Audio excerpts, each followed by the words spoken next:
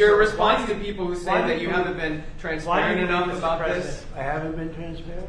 That some of your critics feel it should have gone for a I've review. shown this to everybody that would listen. Third-rate reporters didn't see it because they didn't look. You're a third-rate reporter, always have been. So third-rate reporters didn't look, but anybody that asked, these pictures have been in newspapers. They've been all over the place, and we're very proud of it. It's gotten great reviews. It's gotten really great reviews. So I think we've been more transparent than anybody's ever been. Some critics, Mr. President, can you tell us a little bit about why you're elevating sanctions against Russia right now? I just felt it was time. We've waited a long time. I thought that we'd go long before the Middle East. And Mark, as you know, we did the Middle East plus 7. So we did 7 different wars from Pakistan and India to so many. Azerbaijan, Armenia. Which they said was impossible to do. All these wars I did. And the one that we have left, we have 1 left. It'll be 9. We have 1 left, and I think we'll get that done too. I think we're on our way to getting it done. We have to. Yeah. Mr. President, do you have a timeline for when you think the story is going to be over because of your leadership? No, I don't have a timeline. You can't have in war. It's hard to have a timeline. So many things happen in war. Go ahead. What about Tomahawk missiles? Putin is definitely Well, afraid the of problem with the Tomahawk that a lot of people don't know, it'll take a minimum of 6 months, usually a year, to learn how to use them. They're highly complex. So the only way a Tomahawk is going to be shot is if we shot it, and we're not going to do that. But there is a tremendous learning curve with the Tomahawk. It's a very powerful weapon, very accurate weapon, and maybe that's what makes it so complex. But it will take a year. It takes a year of intense training to learn how to use it. And we know how to use it, and we're not going to be teaching other people. It's too far out into the future. Yes, Mr. President. Yes, please. I saw, Mr. President, that you said as recently as yesterday that you still believe that Putin wants to end the war. Yep, Then today I do. You took this step to ratchet the sanctions and put more Yeah. pressure on him. What else are you going to do to encourage him to get there, or can you explain why you do believe that he wants peace? Yeah, it's a good question. Today is a very big day in terms of what we're doing. Look, these are tremendous sanctions. These are very big. Those are against their 2 big oil companies. And we hope that they won't be on for long. We hope that the war will be settled. We just answered having to do with the various forms of missiles and everything else that we're looking at. But we don't think that's going to be necessary. We would like to see them just take the line that has been formed over quite a long period of time and go and let's go home. Last week they had almost 8,000 soldiers killed. Many Russians were killed last week. Many Ukrainians were killed last week. We think it's ridiculous and would like to have it end. Why do you think you want peace, though? Why do you still believe that? I think they want peace. I think they both want peace at this point. It's been, it's almost 4 years. You're going into 4 years. And if I were president, it never would have started. But yeah, it's time. Mr. President, on the shutdown, do you plan to meet with Democrats before you head to Asia? And if not, why not meet with Democrats? Well, I think it's a shame that it's shut down because we have the greatest economy, as you were saying before. We have the greatest economy in the world right now, by far, the United States. We have almost 18, now it was 17, now it's $18 trillion being poured into our country, and it's no time for shutdowns. I don't think it's affecting what we're doing, but it's too bad for a lot of people. We have a lot of good people that aren't working right now that should be, and it's because the Democrats want to try and renegotiate a deal that they had negotiated. They want $1.5 trillion given to illegal immigrants who came into the country, and it's going to hurt the health care of citizens of our country that have been paying into it, that have been working hard for it, that really deserve it.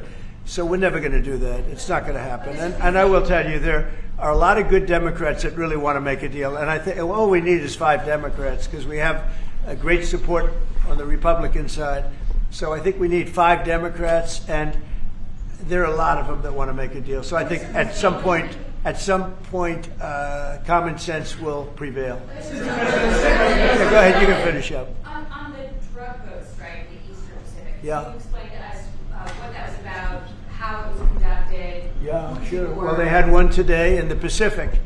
And the way I look at it, every time I look, because it is violent, And it's amazing that the weaponry, that everyone, you know, they have these boats that go 45, 50 miles an hour in the water. And when you look at the accuracy and the power, look, we have the greatest military in the world. We have the greatest weapons in the world. And you see a little bit of it there. One shot, everyone dead center. And the only way you can't feel bad about it is you realize that you won't feel badly about it, is you realize that every time you see that happen, you're saving 25,000 American lives. Every one of those boats that gets knocked out is saving 25,000 American lives, not to mention the torn up families all over the country. And whenever I see that, I say to myself, I just saved 25,000 lives. I will say that there are very few boats traveling on the water right now. Actually, that includes fishing boats, that includes any other kind of boat. But there are very few boats traveling on the water. So now they'll come in by land to a lesser extent, and they will be hit on land also. Go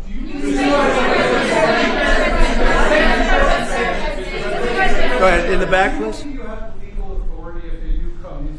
Yes, we do. We have legal authority, right? We're allowed to do that. And if we do by land, we may go back to Congress. But we have, this is a national security problem. They killed 300,000 people last year.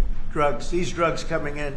They killed 300,000 Americans last year, and that gives you legal authority. We have a national security, really, I will say this, when you look at the people we're dealing with, and we know them, we know the people coming in, we know the boats, we know everything else, we're allowed to do it. It's in international waters. If we don't do it, we're going to lose hundreds of thousands of people. Now, they'll be coming in by land a little bit more because they're not coming in by boat anymore. There are no boats in the water. There are no more boats. We know the boat almost immediately. You know, it's pretty unusual when you see somebody with a fishing rod and 5 engines on the back of the boat. You know, you don't need that to go fishing. Wait. And we will hit them very hard when they come in by land. And they haven't experienced that yet, but now we're totally prepared to do that. We'll probably go back to Congress and explain exactly what we're doing when we come to the land. We don't have to do that, but I think, Marco, I'd like to do that. You may respond to that if you want. Yeah, well, I mean, the question is, bottom line, these are drug boats. If people want to stop seeing drug boats blow up, stop sending drugs to the United States. But does it matter if it's in the United States? Well, these are all in international waters. The boat. Do a strike in the United States, or if we're the well, that's a different matter. Now you're talking about a law enforcement matter. In this particular case, there are people traveling on international waters headed towards the United States with hostilities in mind, which includes flooding our country with dangerous, deadly drugs. And they're going to be stopped. And that's what's happening. And in the case last week, you saw there was a submarine. It was a submarine. It was a submersible. That's a drug boat all the way through. We know what these boats are. The president just said it. We track them from the very beginning. We know who's on them, who they are, where they're coming from, what they have on them. You know, if you're running drug boats, you're in grave danger. And drug usage is way down. And drug usage coming from the sea, they call it ocean drugs, a little term that they use, the ocean drugs, is very close to non-existent right now.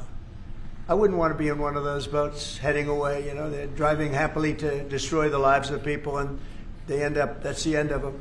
So the ocean drugs and the sea drugs, drugs by sea they call it also, that's almost down to nothing, as you can imagine. So they continue to come in by land at a little bit less because they see something is going to happen. They don't like it. They see something, and they're right, something very serious is going to happen. The equivalent of what's happening by sea. And we're going to Congress just to tell them what we're doing, just to keep them informed.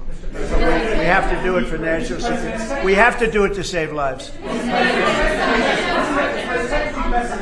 Secretary President said that Vladimir Putin had not been honest and forthright in his talks with you. Just wondering if you could tell us a little bit more about your feelings about that, and also my mate and Mark Rutte, just your thoughts on whether Ukraine should get Tomahawks. Thank you. Well, I think that in terms of honesty, the only thing I can say is every time I speak with Vladimir, I have good conversations, and then they don't go anywhere. They just don't go anywhere. So in that sense, but no, look, he's fighting a war. He's in a war. That's two very competent sides, and that's the way war is. You never know with war, but I would say that it's time to make a deal. A lot of people are dying. You know, they're not Americans, but they're people. Their souls. and they're dying by the thousands, worst since World War II, and we really should stop it.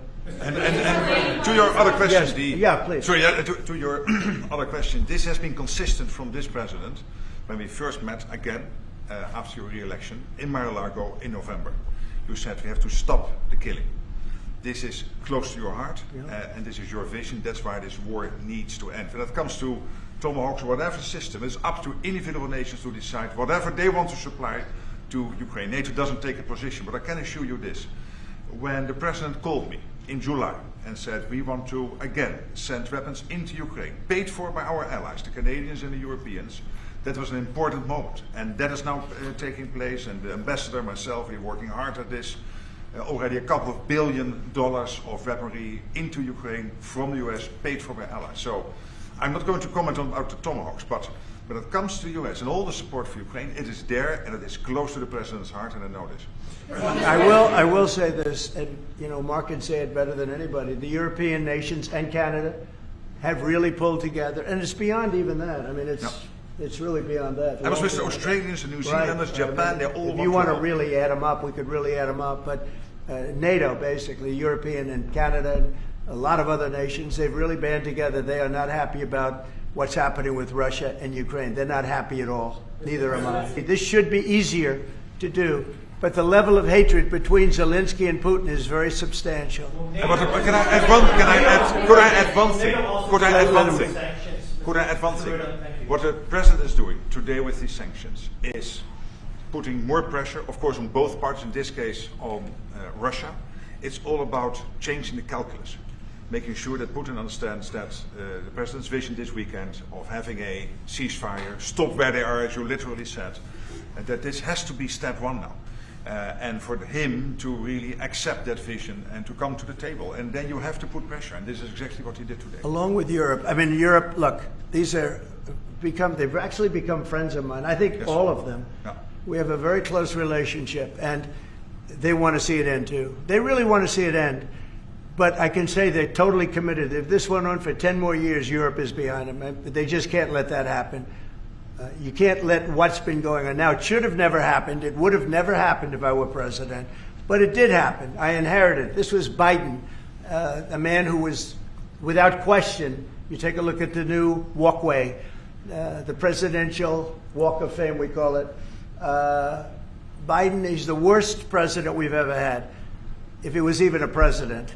The people that surrounded that desk made those decisions. But this should have never happened. It wouldn't have happened. But it did happen. I inherited it. We're going to get it ended, hopefully soon.